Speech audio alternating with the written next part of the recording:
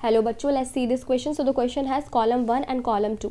सो column 1 में हमारे पास सबसे पहले ग्रिफिथ दे रखे हैं. ठीक है, सो हम यहाँ फर्स्ट लिख देते हैं.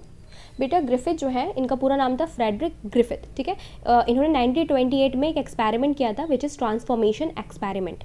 उस ट्रांसफॉर्मेशन एक्सपेरिमेंट में इन्होंने बताया था कि कोई भी एक सेल, ठीक है, वो मीडियम से, किसी भी मीडियम से, ठीक है, डीएनए को अपने अंदर क्या कर सकती है, सेल के अंदर डीएनए जा सकता है. और अगर वो डीएनए उस सेल के अंदर चला गया और अपने आप को एक्सप्रेस कर दिया, ठीक है, तो वो सेल जो है वो ट्रांसफॉर्म हो सकती है. अगर वो डीएनए किसी फॉरेन डीएनए, किसी दूसरे ऑर्गेनिज्म से लिया गया है, ठीक है, सो वो सेल जो है वो ट्रांसफॉर्म कर सकती है अपने आप को.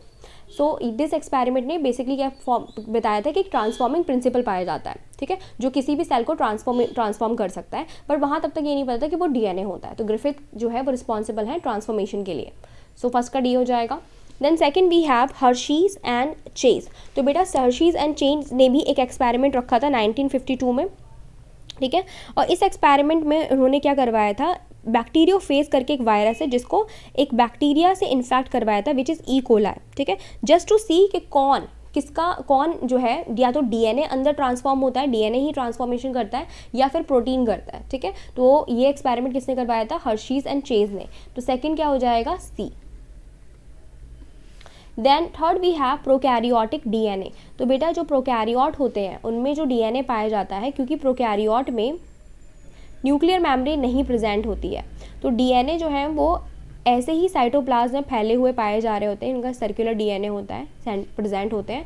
तो इस पर्टिकुलर स्ट्रक्चर को हम लोग क्या बोलते हैं, डीएनए को क्या बोलते हैं, न्यूक्लियोइड बोलते हैं, क्योंकि यहाँ पे न्यूक्लियर मेम्ब्रेन एब्सेंट होती है, तो न्यूक्लियस नहीं कहलाता ये.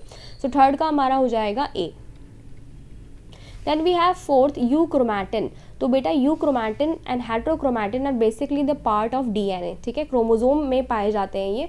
यूक्रोमैटिन डीएनए का वो पार्ट होता है, या डीएनए होता है जो लेस क्वाइल्ड होता है. ठीक है, लेस क्वाइल्ड होता है तो ये क्या होता है, एक्टिव होता है. ठीक है, ये ट्रांसक्रिप्शनली एक्टिव होता है. तो हम लोग यूक्रोमैटिन के लिए कर देंगे बी, यानी कि फोर्थ का बी.